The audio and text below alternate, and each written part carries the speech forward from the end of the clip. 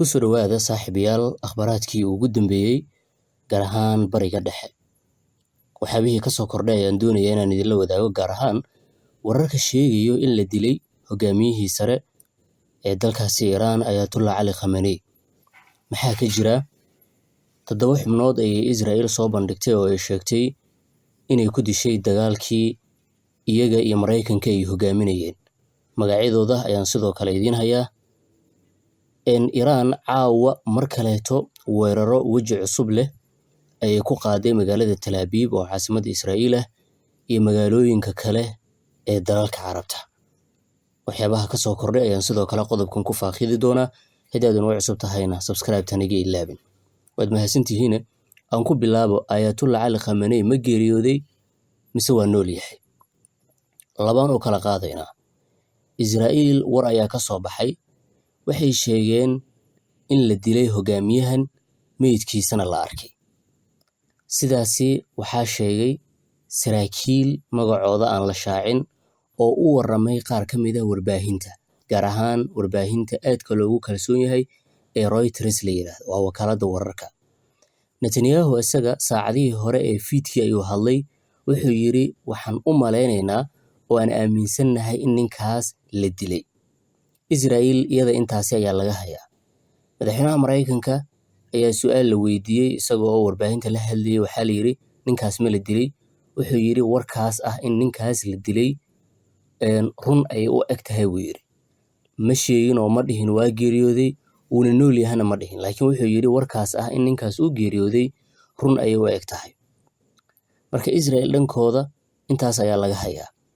Iran iyadana waxay sheegtay ninkan inuu nool yahay. Madax ayaa hadlay inkasta oo si toos ah aanay warbaahinta ula hadlin.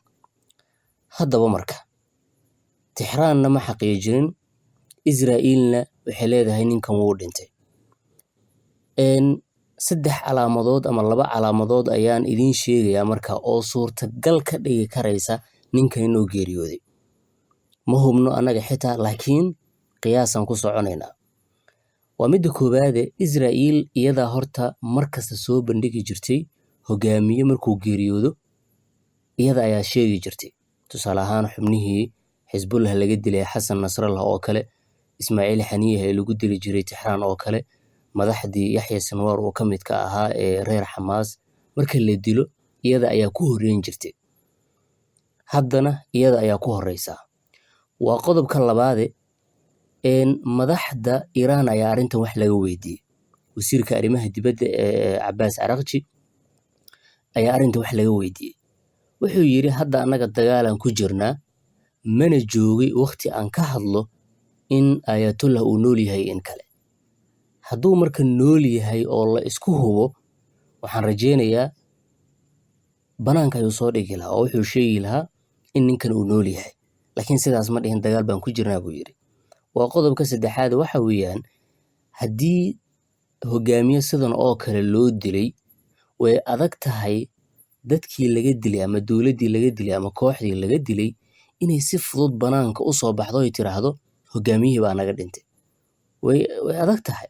2 maalin 3 maalin ay qaadanaysaa in Iran ay xaqiijiso in Ayatollah uu geeriyooday. Waa haddii uu geeriyooday. Ayatollah oo ah ninka talada ay ka go'do Iran iska dhaafe markii Yaxya Sinwar la dilay, markii xubno kale oo Xamaas ka tirsanaa la dilay, waa tii muddo ay qaadanaysay in Xamaas ay xaqiijiso in hogaamiyahooda uu dhintay. Sababtuna waxa weeye istiraatiijiyad dagaal. Mararka qaar waxaa laga yaabaa in la doonayo inaan shacabka la niyad jabanin, in ciidanka iyo kooxda dagaalka ku jirto inaan la niyad jabinin, sidaas darteedna dib loo dhigto. Waa iska caddahay in ninkaas bartilmaameed uu ahaa. Haddii la dilayana in Iran ay sii diyaarsatay ninkii ay ku bedeli lahayd, arrimahaas way iska cad yihiin. Laakiin haddana dagaalka marka lagu jiro isla markiiba inaad caddayso in lagaa dilay hogaamiyahaadii way adag tahay. Marka arrimahaas oo isbiirsaday waxaa kuu soo baxaya ninkan inuu ku daayay. Ninkan inuu ku daayay ayay u eg tahay. Laakiin waan sugi doonnaa oo anaga kama hor dhaceyno saadaasha iyo qiimeynta oo keliya ayaan haynaa. Al Jazeera oo kale way soo qortay, waxay tiri ninkan wuu geeriyooday ayaa la yiri, laakiin Iran dhankeeda lagama xaqiijin. Warbaahintana dee waa qasab in labada dhinacba ay xaqiijiyaan. Iran ma xaqiijiyeen, Israa'iil ma xaqiijiyeen, markaas kadib ayaa la dhihi karaa ninkaas waa geeriyooday ama waa nool yahay. Sidoo kale qodobka kale aan idinka hilmaamay waxa weeye Ayatollah Cali Khamenei waxaa la rabay caawa inuu hadlo. Waa qodobka kale ee shaki weyn gelinayo in ninkan uu ku daayay. Waxaa la rabay inuu caawa hadlo oo uu dhiirigeliyo ciidanka, shacabkii uu dhiirigeliyo ayuu qorshuhu ahaa. Intiina wararkeenii hore la socotay ninkan inuu hadlo qorshaha ma hadlin. Marka waa qodobada kale ee suurtagalka ka dhigi karaya ninkan inuu geeriyooday. Waa saddexdaas qodob. In madaxdii Iran aanay ka hadlin oo markii la weydiiyeyna ay yiraahdeen anaga hadda dagaal baan ku jirnaaye waxba kama sheegi karno.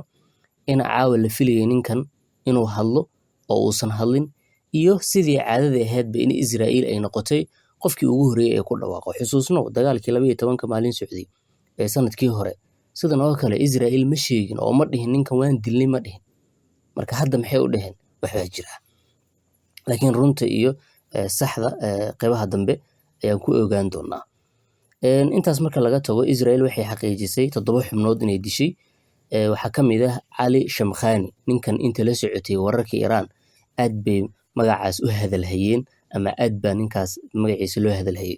Wuxuu ahaa xogayaha golaha ammaanka ee Iran, mid ka mid ah hogaamiyaasha habraacyada go'aanada amniga ee Iran iyo la taliyaha gaarka ah ee hogaamiyaha ugu sarreeyo ee Iran Cali Khamenei. Gaar ahaan arrimaha amniga ayuu kala talin jiray. Ninka labaad waa Mohammed Baghpour. Isna aad baa ninkan magaciisa warbaahinta ay u hadalhaysay.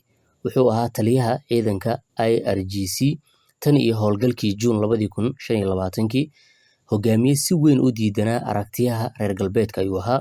Mas'uulna wuxuu ka ahaa adeegsiga awoodda militari ee Iran iyo dardargelinta hubka istiraatiijiga ah ee ka dhanka ah Israa'iil iyo hagidda wakiilada Iran. Ninka saddexaad ee la dilay waa Salah Asadi oo ahaa madaxa agaasinka sirdoonka ee taliska degdega ah ee Khatam al-Anbiya. Sarkaal sirdoon oo sare oo ka tirsan taliska guud ee ciidamada Iran ayuu ahaa. Ninka afraad waa Maxamed Shirazi oo ahaa madaxa xafiiska militariga ee hogaamiyaha sare ee Iran tan iyo 1989. Wuxuu sidoo kale ahaa isku xiraha hogaamiyaasha sare ee ciidamada Iran iyo hogaamiyaha sare. Kaalin weyn ayuu ku lahaa hoggaanka nidaamka. Ninka shanaad waa Aziz Nasrazadeh oo ahaa wasiirka difaaca Iran. Horey wuxuu u soo noqday taliyaha ciidanka cirka Iran iyo ku-xigeenka taliyaha guud ee ciidamada. Ninka lixaad waa Hussein Jabal Amelian oo ahaa guddoomiyaha hay'adda SPND muddo dheerna hormuud ka ahaa mashaariic la xiriira hubka nuclear-ka, biology-ga iyo kiimikada. Ninka afraadna waa Reza Muzaffari. 7daas xubnood ayay Israa'iil sheegeen in ay dileen. Intaas markaan uga gudbo dhinaca kaleeto Iran caawa mar kale mawjado gantaalo ah ayay ku garaacday magaalada Tel Aviv ee Israa'iil. Sawirada qaarkood halkan idinma soo dhigi karayo. Sidoo kaleeto meelaha kale ay weerartay waxaa ka mid ah magaalooyinka dowladaha Carabta oo ay maanta oo dhan duqeynaysay. Mar kale caawa waxaa laga maqlayaa jug xoogan dhowr magaalo oo dowladahaas ama dalalkaas Carabta ah. Waa mawjadii labaad ee duqeymahaas. Wixii soo kordha saaxiibayaal halkan ayaan kala socon doontaan. Halkan isha ku hay oo subscribe-tan hanaga ilaabin. Muuqaalkan iminka aad daawanaysana like-ta ka ilaabin. Waad mahadsantihiin.